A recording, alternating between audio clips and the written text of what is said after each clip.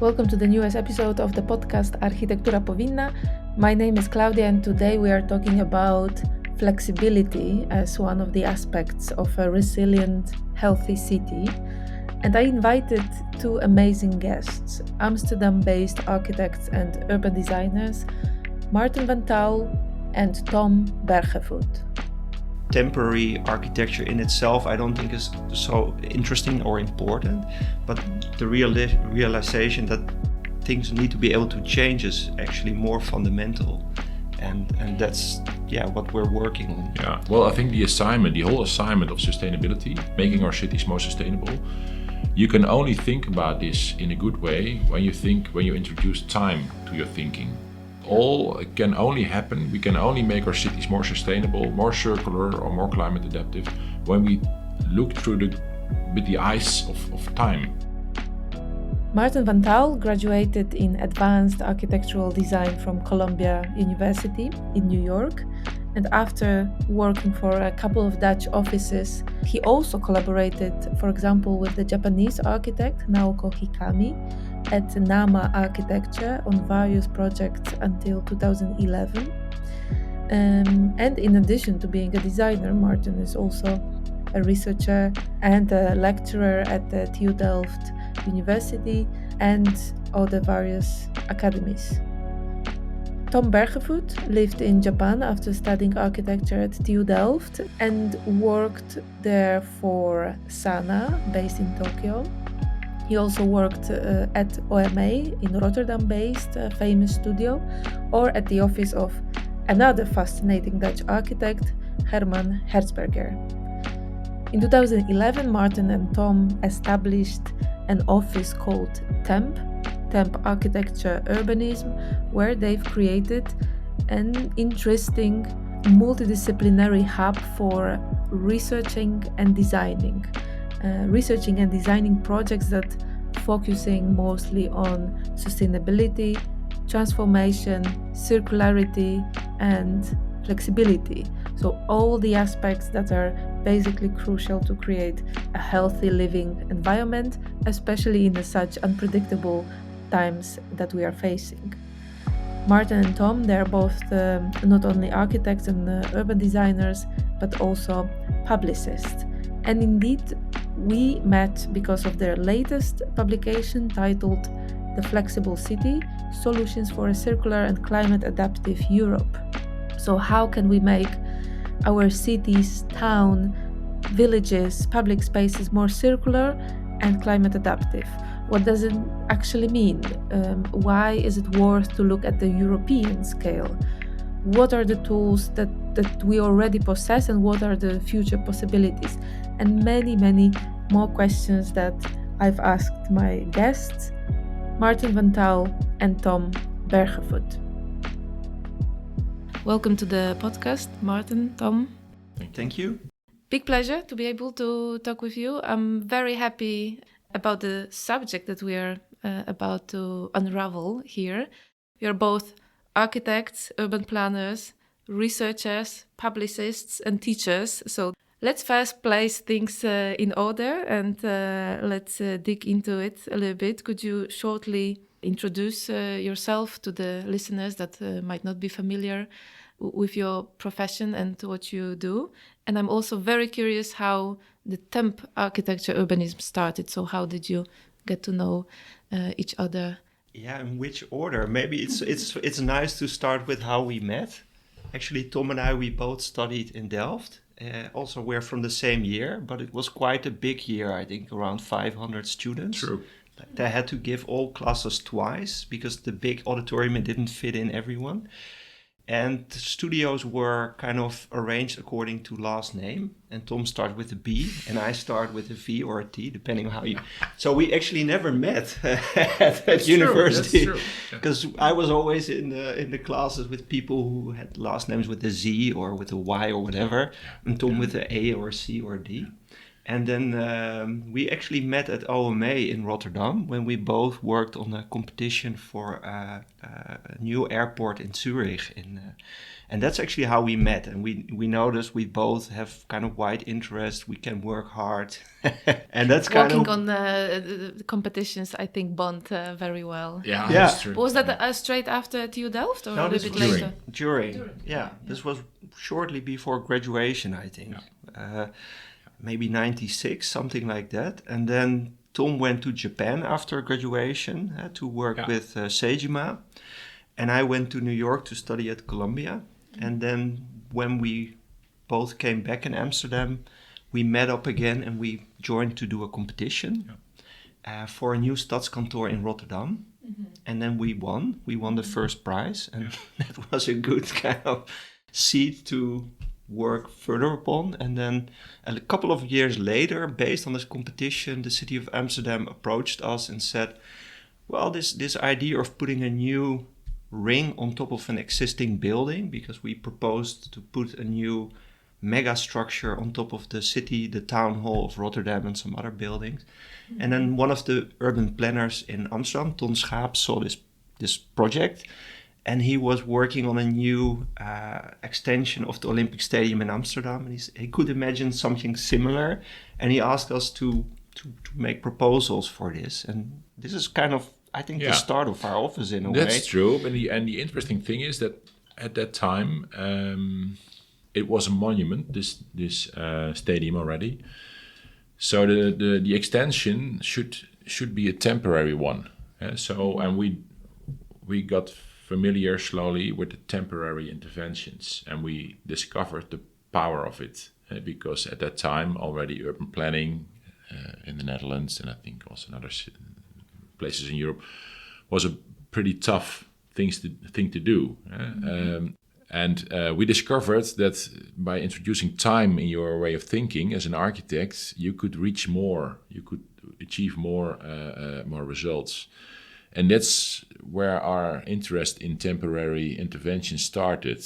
And later, I think 1 or 2 years later, we bumped into this big financial crisis that highly influenced all architects, I think, in Europe.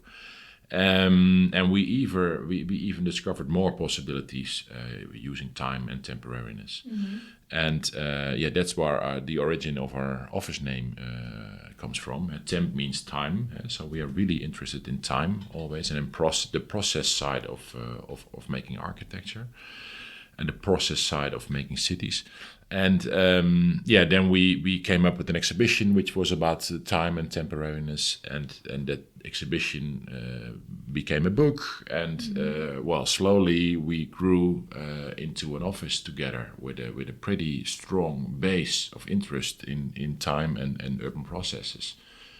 I would say that's kind of the brief story. And the good thing is, by starting like this, we got a very strong common base, that always comes back in whatever comes to table. We always can go back to this base. I feel like for many offices it's also very easy to fall into some commercial projects, schools only, residential buildings only, and then it's a bit hard to get out of it. But I would like to still come back to the concept of the temporary, because traditionally you might also perceive something temporary as a diminishing feature, that it's not long-term, it's not stable, so it might be fragile and not promising. That's totally true, but I mean, it's about temporariness, but you can also say, let's focus on the aspect of time. Yeah. And then you come to flexibility and to adjustability and to, all these things. Basically, we realized that if you really look at city development throughout the ages, actually everything is temporary. Mm-hmm. It's not just about 5 or 10 years, but a lot of buildings that we think are last forever, like basically after 30 or 40 years, they also sometimes are demolished and replaced with something new. So cities are constantly changing because of new demands, because of financial reasons, because of meeting climate change. So there's always a certain pressure on cities to keep changing. And I think in retrospect now, temporary architecture in itself, I don't think is so interesting or important, but the realization that things need to be able to change is actually more fundamental, and that's what we're working on. Yeah, well, I think the whole assignment of sustainability, making our cities more sustainable, you can only think about this in a good way when you introduce time to your thinking. All can only happen, we can only make our cities more sustainable, more circular or more climate adaptive when we look with the eyes of time. So time is a hyper important aspect of when you want to understand how we can solve the big issues of this time. I think it's a great reminder for architects and the designers also, because I think in many cases we tend to think that first of all we build forever and that's a bit of storytelling, how the architects are perceived in the history, how we tell stories, that we focus on great names, great buildings, and it feels like after completion of the building the story ends. And we don't analyze how the users use it, how it's gonna be deassembled or demolished and so on. Like, it's a great reminder that the timeline continues, that it's not and as architects, we more and more get involved in renovation projects and in transformation projects, and then always the question is how reusable is the thing we find. How reusable is the building that's already there, or the structure or whatever, or the roads or whatever. And knowing this is an issue, you also automatically think about reuse when you design a new building. Also there, time helps you to make whatever you're doing more sustainable. The trigger for this meeting was the publication of the book, The Flexible City, Solutions for a Circular and Climate Adaptive Europe. But it's actually the third book that you released. Could you a little bit elaborate what is the sequence and where the third book, The Flexible City, the latest one, lands in that sequence, and what was the reason to well, to we go already for it? talked about time. So actually, Maarten, we developed a way of urban development, of urban redevelopment, where time is a central thing. And that was actually the base of our first book. And the first book focused on this financial crisis. We discovered that when you once more, when you look to a design assignment with the aspect of time making central, you reach more, you can achieve more. And then that was the first book. The second book was about urban transformation. More and more we come to an urban economy where transformation of existing sites, of brownfields, etc., is a central topic. So we discovered that you can also, with this method of redeveloping cities, you can also work on those assignments. And then we discovered in the third book that when you want to make cities more climate adaptive and more circular, once again, this method of stepwise development is a very useful tool. I think it's also important to emphasize that what all books share is the idea that in Europe, most cities are physically not so much growing anymore. So it's not so much, the assignment now is not about urban expansion, but urban transformation. It's making what is already there future-proof, more resilient, more sustainable. And that idea, that's also time-based, is what all three books share. And the first one was more focusing on vacancy and demographic declining regions relating to the financial crisis. The second one, like Tom said, transformation. And the third one actually about climate change, because both circularity is a way to reduce carbon emissions so that the climate change won't become worse. And climate adaptation is dealing with climate change as it is right now and making sure that cities survive. And this aspect of flexibility regarding circularity, sustainability, how should we understand how the city can become flexible? What does it mean? On which level should be flexible? So, but like Maarten already said, the big assignment in Europe is getting more and more about transformation I mean, making our cities more circular and climate adaptive is also about the transforming of the existing. And we still have a toolbox as a society of expanding our cities. The whole toolbox, the financial tools, the legal tools belonging to urban development are still having the character of urban expansion. Like growth. Urban growth, exactly. And those tools are actually not helping in this assignment of urban transformation. So there, our city development is inflexible.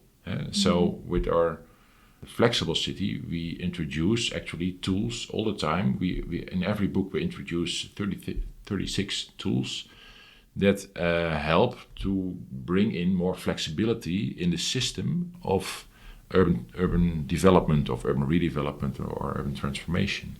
It's a very interesting scale that you consider here in the book, because it's a European scale. So it's not based, let's say, only in the Netherlands. It's not based in certain region. It's also not based worldwide. That would be maybe too complicated. But indeed, global warming, depletion of natural resources, soil, water, air pollution, extinction of the species, like, do cities really share those environmental consequences? So one region can learn from another one? Because in many cases, I also hear the opinion that, you never should copy paste the ideas and so on. But then my question is, why the European scale? Can we really learn from each other? Yeah, there's a couple of aspects to your question. First of all, we focus on Europe because in Europe we share certain values. Most countries are a member of the EU. That gives a kind of legal and organizational framework. So there's things decided on the scale of the EU that apply to all countries. We also share a certain history and a way that settlements were made. That, of course, there are little differences. But if you compare to Asia, there's a lot of similarities.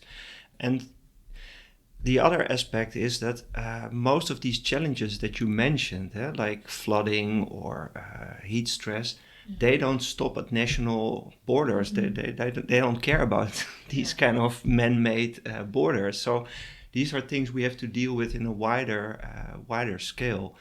And the third thing you mentioned, of course, you cannot copy-paste what we're doing in Holland directly to Poland, because even though we're all member of the EU, there are national differences, or even in cities there are differences.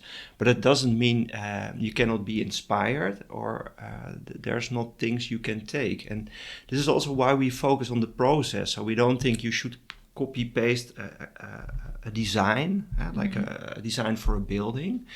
But this idea of integrating time, acknowledging that things are not different, that we cannot predict exactly what the future is, so that you have to be agile, that you have to be able to make changes later on. This kind of knowledge is transferable across boundaries and across borders. At the same time, in the book, there are descriptions of the problems per city. For example, Prague in Czechia is boosting the biodiversity again. Athens that fight with the heat stress. Copenhagen with waste access. Barcelona with the car-based infrastructure, and so on. So there are indeed quite various different problems and environmental consequences per region. But at the same time, if we look at the river streams, of course they don't finish with the national borders, but if there is a heavy rain in one country, the flood will be actually in the other one. Yeah, what we try to do, the problems are there for more or less for all European regions, but if you want to make explicit what they are about, you should focus on a city or on a region where you can very well see what it means. So if you focus in the Netherlands on rainwater problems, then you can tell the story very good. If you tell about heat stress and from the point of view of Athens, you can, in a very extreme way, show what's going on, what are the problems, and also sometimes what are the solutions already.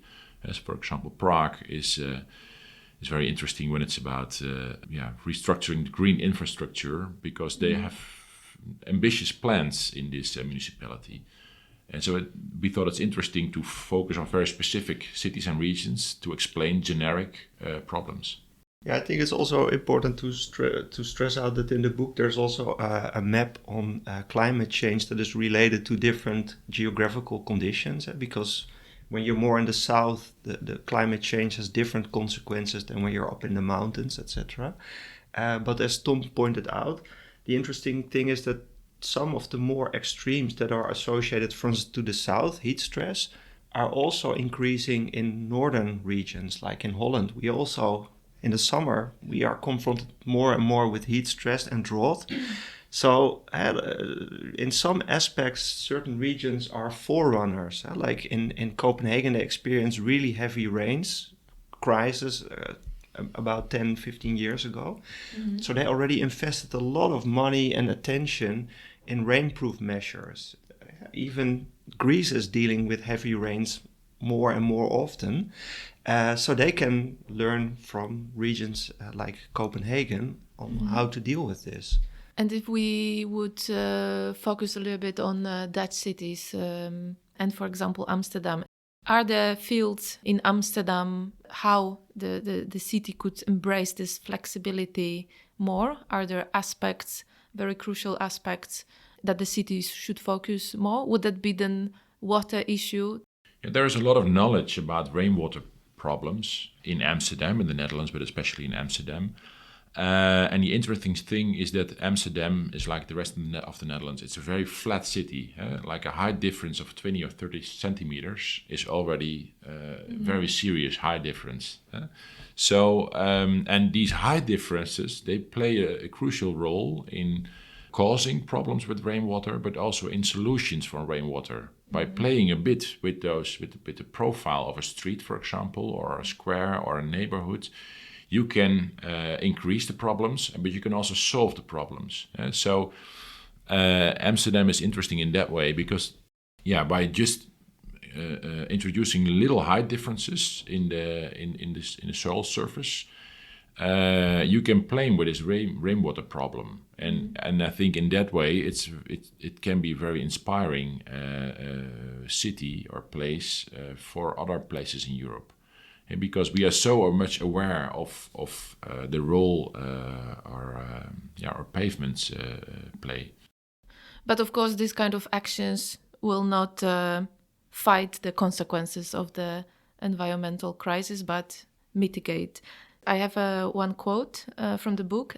Actions to adapt to the consequences of environmental crisis do not remove their cause, but mitigate their negative effects. An example is the raising of dikes to prevent areas from flooding. These actions don't stop the climate from changing.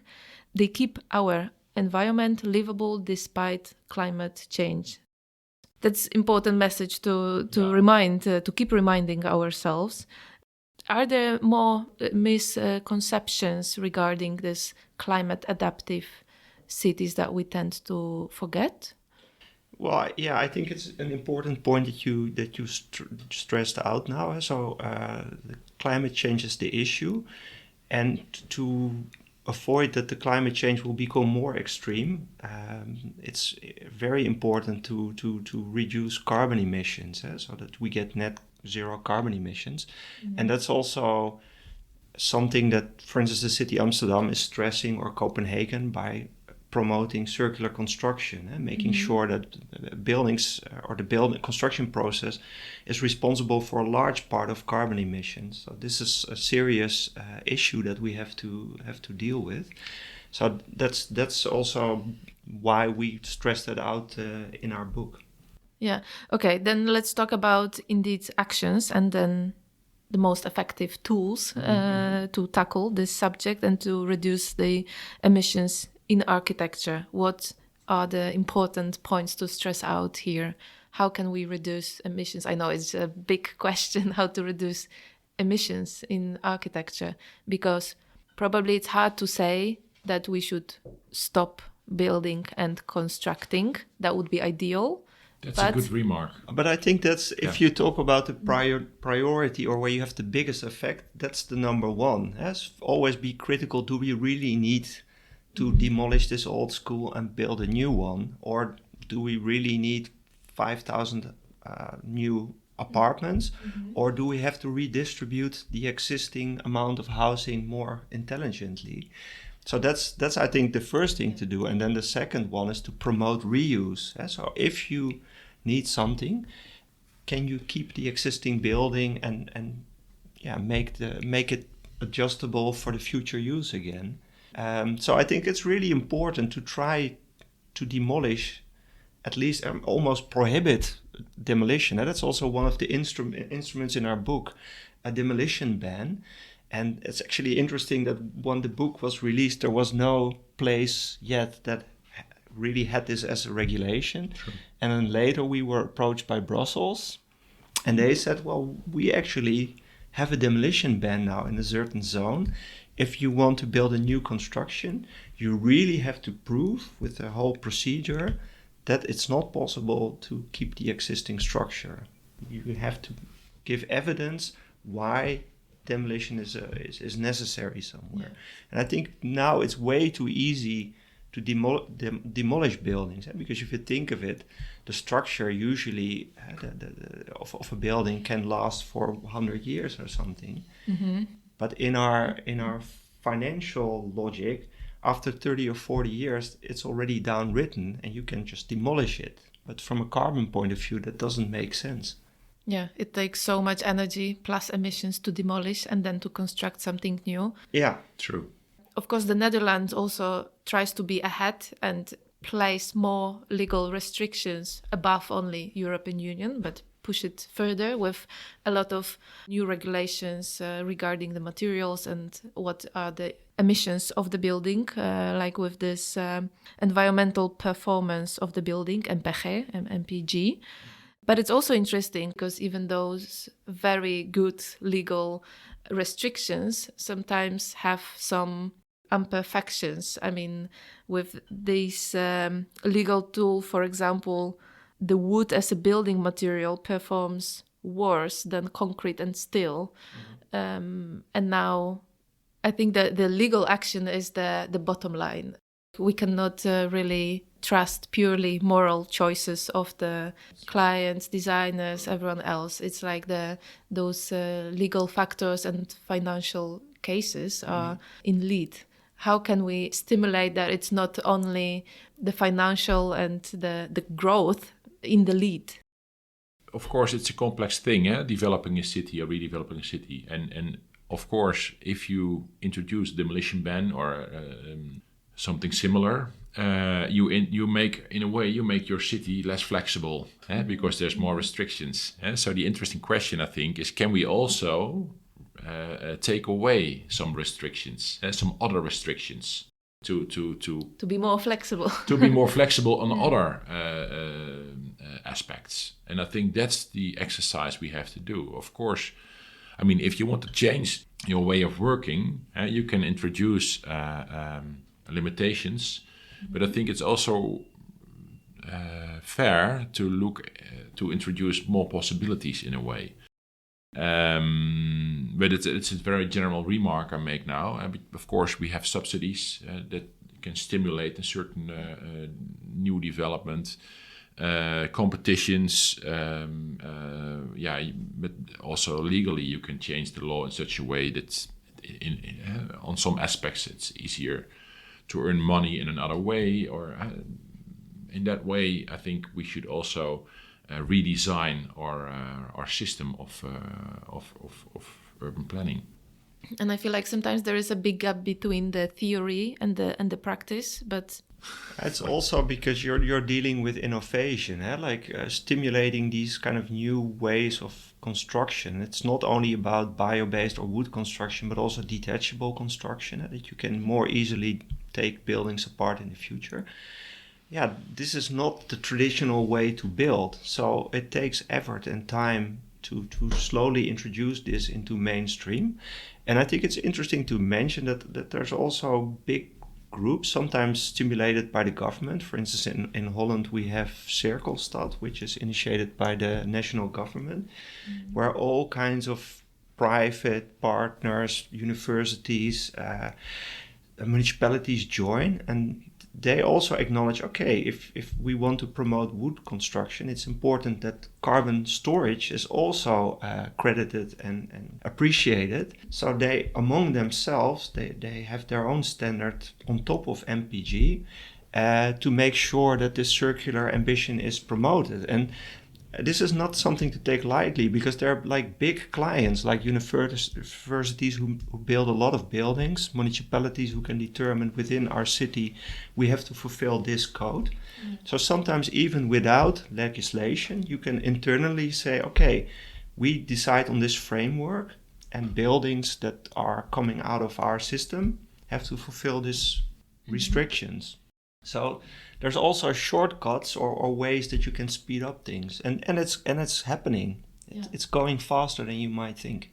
And based on your experience and what you do in temp architecture urbanism, have you encountered some resistance and skepticism when you approached the client, or the client approached you and you were proposing a more circular, more flexible solution? And definitely, that happens all the time. How did you overcome? How you convince? What are your tools? We also have to respect the position of our clients. Of course, they always start with a certain ambition when they want to build a project or to rebuild a project or whatever. And we also have to respect their possibilities. And I think in practice, mostly a project can have one or two or maybe sometimes three additional ambitions upon the base, and then it's realistic to also stop. And we do a project now in the west of Amsterdam, which is about circular use of materials, which is in practice, I mean, to really realize a circular project, it's yesterday we were there, Maarten, it's a pretty big challenge. And of course, I proposed also design interventions which are about climate adaptation and about solar energy and about all this. That's where it stops for them, and because they're already having a challenge in this project. You should make your choices in a project. But I imagine you see it as a process, if we are getting the concept of time, that maybe now it's too more ambitious, but it's also building up towards better, more flexible future. That, of course, we're not going to have a revolution, especially in such a complicated industry. No, it's not going to be a revolution, but it's going to be an evolution. So we have to make steps, and at every moment there is this base of how you build, the common sense of how a building project should go. And on top of that, you can always have one or two or sometimes three ambitions, which also cost a bit more money, which lead to a bit more risk in the project. But at a certain moment, it's realistic to also stop and to just do that and look for another project for other ambitions. And I think that's how it goes a bit. And that way of working helps to develop, to evaluate our common way of working. And once it's common again, you can introduce new ambitions. But that's a stepwise development, I think. And in what kind of projects do you see more chances to implement circular aspects in terms of ownership, function? What type of projects then are a bit maybe easier to implement such, I don't know. Well, I can think of two things. You always have the ambitions of the client. When you have, we mostly work for housing corporations. They have a certain responsibility in society that they also really feel, and you can talk with them about how we will make this project innovative. That's one aspect, and another aspect is always money. So we worked for the AMC. There was quite some ambition there, and also some extra additional budget to realize this. And that's not always for every client the case. I think I'm maybe a bit optimistic in the sense that I think it's people's work. You're dealing also, and most people do see the problems we're facing and are worried. It's all in the news about climate change, but you have to acknowledge that people have different interests. So housing corporations don't have huge budgets, and in the end, it has to fit in their budget. So I think it also takes some creativity and maybe some extra effort on the part of the designer to come up with possibilities. What is possible within this budget? And that's, I think, also what Tom is referring to by a certain reduction. You cannot do everything for a small budget, so you have to focus on what is possible. And we're also working for contractors as clients, and I think that also is interesting because you also have to see that they have a certain expertise and knowledge about making stuff. And by opening up the discussion and say, okay, we understand we have to fit in the budget, we have to fit in the planning. But we have this ambition, and I think it's also something you think is important. And then together you can look, what can we do within this budget? What is possible? And as an optimist, do you see then the chance for scaling up indeed this process and this approach in architecture? Because in many cases, those detachable, sustainable, bio-based buildings in many cases are experimental pavilions. Unless we already passed this stage, I don't know how do you see that? Where are we currently in this? I agree. We should go past the stage of pilots, because that's a bit too easy. But when I look around me, for instance in Amsterdam, I see that it's scaling up. If I look at the new construction of the last 5 years, there's less and less brick buildings if you look at the housing projects, but more plate material, more bio-based material. So it already, the scale is already increasing. And maybe we can discuss if it's fast enough or whatever, but it is scaling up. Yeah. At least here it is. Rapidly. Yeah, and it's going faster and faster. Yeah. I guess it landed also maybe in a certain business case that it also started to be financially. It can have, when it works on two sides, it can help the acceleration. Because if you build with brick, it's heavy, it's more costly. If you use plate materials as a facade, it's also more affordable. And then things can speed up because then it becomes possible. From the other hand, I will be maybe the pessimistic one here. Good. Are there then the challenges and the obstacles when working with the bio-based materials or materials made from the waste and so on? Yeah, it's always different again. I think a certain conviction on the client side should be there. I experienced that reusing a concrete casco, which I think from the point of sustainability is a very good idea, that in a way it was unimaginable for a certain client we work for, because they couldn't look through all the existing building materials which were worn out. They couldn't look through that to a new future. I think also we have, as a profession, we have to change the minds of our clients. We have to show them that it's possible. We have to show them how fantastic the results can be.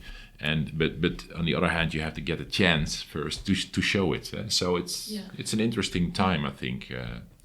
I also agree. It definitely starts with knowledge, showing that it's possible. But it's true that legislation, the regulations can be really in the way. We have an example in Finland of, I think it's a 13 or 14 story complete CLT timber construction. And that only became possible because the legislation about fireproofing wood construction was changed in Finland. And before that, it was not possible to build these tall structures. I've just been in New York giving a lecture also about circularity. And there's also impossible to build large timber constructions now because of fire regulations. And often these regulations are built on the way construction was done like 50 or 100 years ago. So it's slow. And I think also costs are definitely an issue, but also logistics. If you talk about reusing waste materials, that's a complex process to manage. You have to make sure that the materials are available exactly when you need it. When a building is demolished and the other construction doesn't start yet, where do you store them? So there's all kinds of issues involved that you need to resolve somehow. And they differ depending on where you are. Reusing the materials from another building and placing it in the concept of time, it's hard to design a building without knowing what kind of materials will be there available. Oh, definitely. Yeah, that's pretty complex. Yeah, that really needs a good ambition from the client side. If that ambition is there, I'm pretty sure you will find the possibilities. But if there's doubt on the side of the client, then it will... And then it's still possible, as the project Resource Rose in Copenhagen shows, because there's a whole new apartment block built reusing the brick facades of a brewery that was demolished nearby. There actually the client was doubting if this, because it was a normal budget, they had a standard planning, and then the architect came with this idea of reusing the brick facades of another building. And here it worked because the architect took an active role. They became the demolition contractor for the brewery, and they were also the company that delivered the new facade for the building and took all these risks away from the client and the contractor.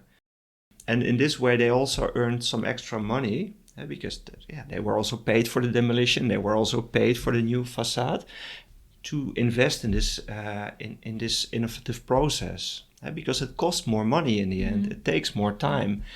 So that money has to come from somewhere. From your experience, do you feel that there is a lot of maybe greenwashing aspects in the whole circular world of architecture and the bio-based materials? Of course, we have now lots of producers promoting the green concrete and so on. Do you see it more as a sort of baby step, or do you perceive it as a greenwashing? Yeah, sometimes it's greenwashing and sometimes not. It depends on. But you have to have quite some knowledge yourself to judge if this is okay. To really dive into the process and energy usage and Yes, that's an easy trap for designers, architects. And not only for designers, I think also for governments. There's all these companies with big marketing budgets that say we're super sustainable. And sometimes it's hard to see what's really behind it. Where does that material come from? How was it produced? How much energy was used? I mean, the companies can be quite selective in what they show and what they don't show. That's why also in our book we have the instrument of database policies. We think it's really important to be able to verify how was this produced and to have some kind of open sourcing system that it can be really judged on an equal basis. In the first place, the problem is, which system do you use to express and measure how sustainable something is? Because if you use if you use MPG, you get a different result than when you use another way of measuring it. So it's at the moment it's apples and pears, and it's hard to see what is really sustainable or not. And there is a great responsibility then lying on governments to tackle that. In the end, it's lying on everybody, of course. The government's only representing us, but it's in a society where we have increasingly more data and more communication possibilities, it's becoming more difficult to streamline this. Are there any more instruments that you'd like to mention in that regard, especially when a lot of our listeners are maybe students of architecture and related subjects, maybe a young professionalist in that field, or maybe just people interested in the cities and how they develop? Are there more instruments, maybe not that much shared in media, not that popular, that it would be good to mention? Well, when it's about young students that want to become an architect or want to contribute to the sustainability goals, I think it's good to have your knowledge base on the right level. And from this knowledge base, you can be critical. And there's also coming many things to our tables on a daily basis that we also ask each other, is this really true? How does this relate to the ambitions of the project? But because you have your general knowledge, you can be critical to representative of a certain product. You can ask critical questions, and then mostly you find out what's the truth, and you can make your judgment yourself. But it's also a bit tricky with so much innovative products coming up constantly. Do you have your ways to get the knowledge, to share the knowledge, to stimulate yourself with that? Yeah, for most products, I mean, we all know that carbon dioxide emission is a very bad thing. We should reduce that. That's one of the things we should reduce. So I think for all materials that we use, we want to know as an office what is the effect on carbon dioxide emission. And there's people coming here telling us about bricks or about a certain plastics or whatever, and they say, well, it's very sustainable, blah blah blah blah. And we ask these questions: where is your material come from? What is the base of it? Yeah, and that's where the conversation starts. And that's I guess when we overuse the word sustainable, green, ecological, it loses its sense. So indeed, to keep asking and be critical. That's and I think you also have to be aware of the fact that I mean, you should make choices, and not everything, once again, can be 100% sustainable. And if you want to make a tower out of CLT or wood construction, mostly there is some concrete involved. And how do you make your choices in such a way that that you find the right balance? Mostly the ground floor there's concrete involved. Mostly the core, the structural core, there's concrete involved. So how can you design it in such a way that you have to find the most effective balance between these things? Are there any projects of yours, or maybe of other colleagues, other offices that you are really wait for the realization, and you want to see what's going to happen? Are there any areas, regions of the Netherlands, of the Dutch cities that you really want to see how it develops or transform? Is there an area that everyone should now Google and search what is happening there? Well, I think the building of housing in wood construction, that's something that rapidly spreads over the country. I'm really curious about the real capabilities of those buildings. I mean, that's something interesting about noise reduction between two apartments and all these aspects. How good will they score? I think we should all have a look on that development. And learn from whatever is built. And talking about our own projects, I'm really looking forward to the realization of a project we've done at the Weespertrekvaart nearby, where it was a tender that we've won, and the focus was on making the most nature-inclusive building. So it's a building where 85% of the facades have to be grown with plants, where there's a plinth with commercial functions, and on top of the plinth there's a huge garden, and it has to have like 100 centimeter of soil so that big plants can grow there, and it's really the idea to make an ecosystem.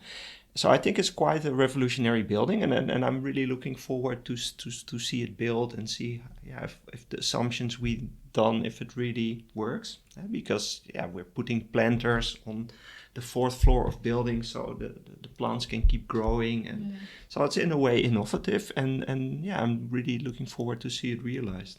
Yeah, because once again, it's not possible to predict everything. So indeed, but it's very exciting news. Back to the Flexible City book. Then who should read that book? For who would it be very useful or interesting? Is it more towards the designers, towards the policymakers, for who is the Flexible City? It's meant for all of those people, for everyone involved in urban development, and also for users, for residents and But in practice, we notice that there's a lot of response coming from students. Yeah. They're really eager to learn about latest developments, and they're really open for such a book. Mm-hmm. But we also got very good feedback from civil servants, from policymakers. Yeah. We really did our best to make a book that's really accessible, both in graphics and structure and in text. That's why we are architects, but we're not only looking at spatial design, but also about financial instruments, legal instruments, process, organizational instruments. And in that sense, try to make it accessible for everyone. Because as a designer, you have to acknowledge that you're only playing a smart role, an important role, I think, but a smart role. You're just one piece in a bigger process. So it's important that you also understand the position of other stakeholders for whom the finance and legislation, etc., is more important. But do you think that the role of architect is shifting towards maybe more advisory character rather than designing, if we talk about the transformation and process that is long term? Do you think it shifted in some way, that it's more flexible?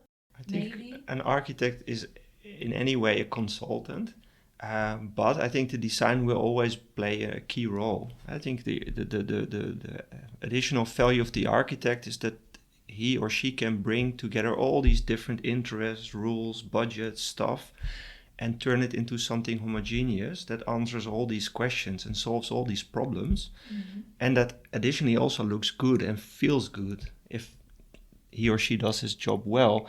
And I think there will remain a demand for these qualities, because these challenges like climate change, they're holistic challenges. They're not only about one aspect. They're about bringing all these different aspects together and then finding the best answer. And I think that's really a job fit for an architect or a designer.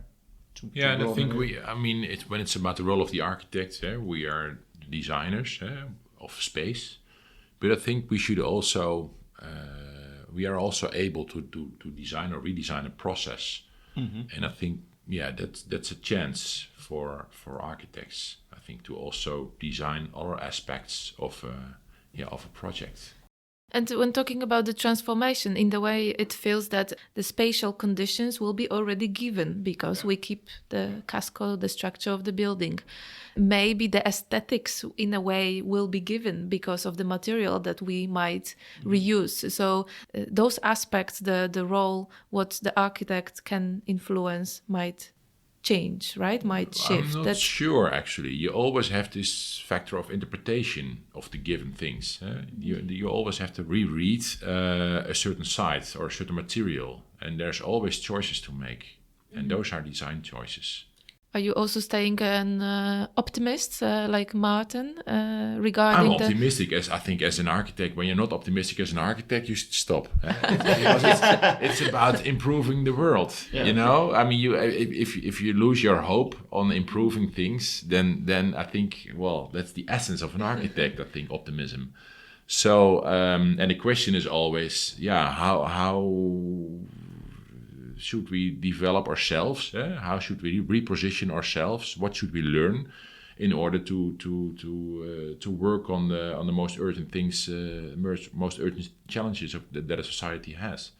So the question is more, how are we going to change ourselves?